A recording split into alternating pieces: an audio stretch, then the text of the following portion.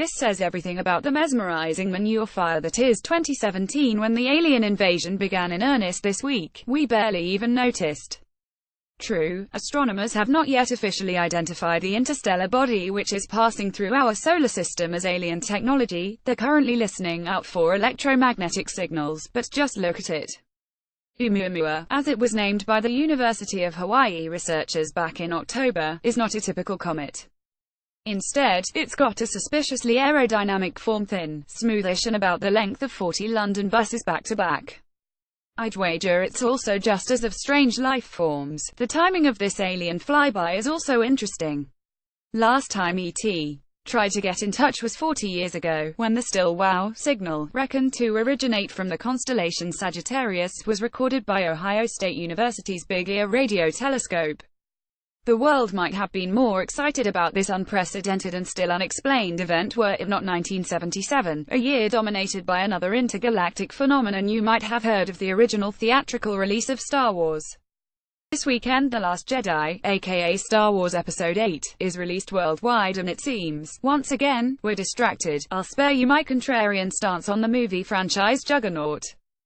It's not for me, but I don't begrudge anyone else their escapist pleasures.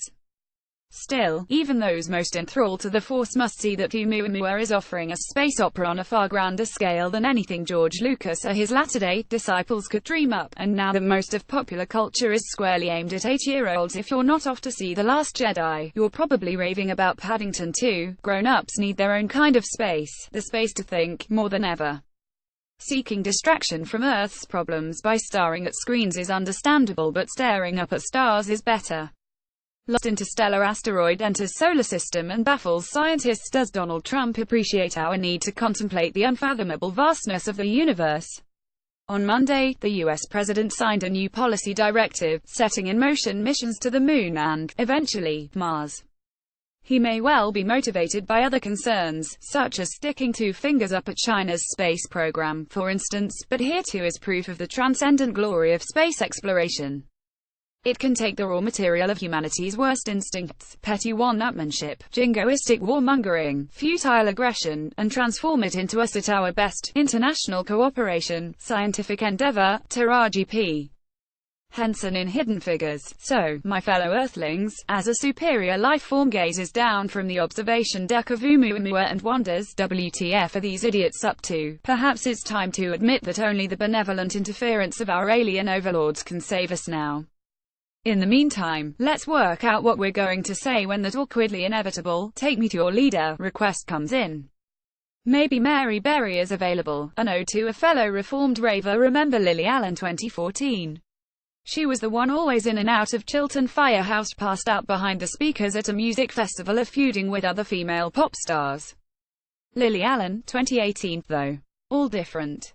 Allen's first new music release for 3 years introduces us to a woman who's put her wild partying behind her but still isn't ashamed of who she used to be. In fact, Trigger Bang is something of an ode to that special sort of contentment that only the reformed raver understands. That's why I can't hang with a cool gang, sings Allen in her reassuringly right tone. Everyone's a trigger bang, bang, bang, bang, bang. Simultaneously, Allen's Twitter feed reveals her to be living free and fabulous. "I'm watching The Crown all day," she tweeted shortly after the single's official release.